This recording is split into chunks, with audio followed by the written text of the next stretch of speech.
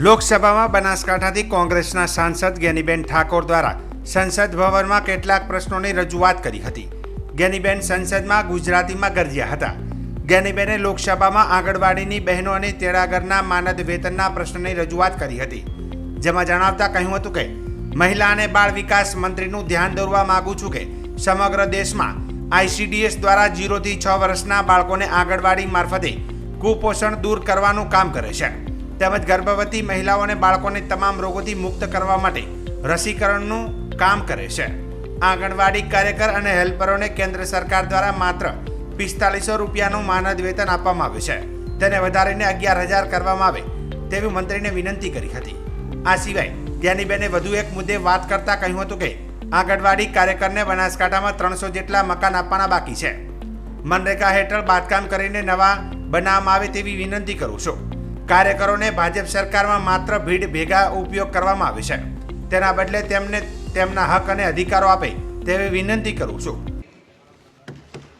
આપના માધ્યમથી મહિલા અને બાળ વિકાસ મંત્રીનું ધ્યાન દોરવા માગું છું કે સમગ્ર દેશમાં ICDS દ્વારા 0 થી 6 વર્ષના બાળકોને આંગણવાડી મારફત કુપોષણ દૂર કરવાનું કામ કરે છે, તેમજ ગર્ભવતી મહિલાઓ અને બાળકોને તમામ રોગોથી મુક્ત રહેવા માટે રસીકરણનું કામ કરે છે.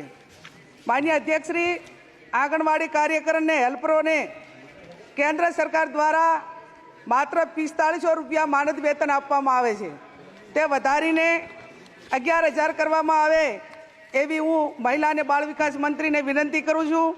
સાથે સાથે માન્ય અધ્યક્ષશ્રી, એપ્રિલ 2022માં ગુજરાત આંગણવાડી કાર્યકર સંગઠન દ્વારા સુપ્રીમ કોર્ટમાં ગ્રેજ્યુએટી ફંડ આપવા માટે એક પિટિશન દાખલ કરવામાં આવી હતી.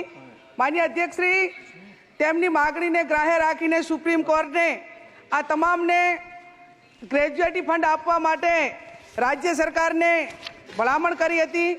તેના સામે રાજ્ય સરકાર 2023માં એક રિવ્યુ પિટિશન દાખલ કરેલી હતી. તે પણ સુપ્રીમ કોર્ટે આંગણવાડી કાર્યકરો અને હેલ્પરોના ફેવરમાં જજમેન્ટ આપેલું છે. તો આ તમામ આંગણવાડી કાર્યકરોને ગ્રેજ્યુએટી ફંડ આપવામાં આવે એવી હું આપશ્રીને વિનંતી કરું છું.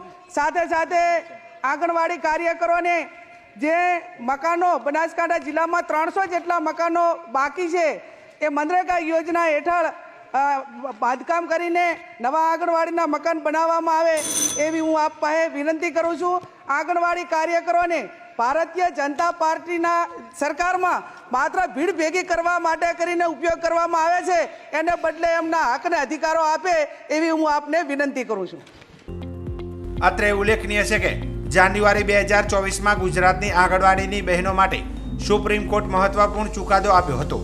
રાજ્ય સરકારે કરેલી પુનઃ વિચારણાની અરજીને કોર્ટે ફગાવી દીધી હતી.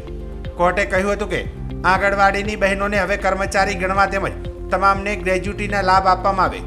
જણાવી દઈએ કે સુપ્રીમ કોર્ટમાં આંગણવાડી બહેનોના મુદ્દાને લઈને પિટિશન દાખલ કરવામાં આવી હતી, જેની સુનાવણી કરતા કોર્ટે આંગણવાડીની બહેનોને કર્મચારી હોવાના હક આદેશ આપતા ગુજરાત સરકારે રિવ્યુ પિટિશન દાખલ કરી હતી. તેને પણ સુપ્રીમ કોર્ટે ફગાવી દીધી હતી.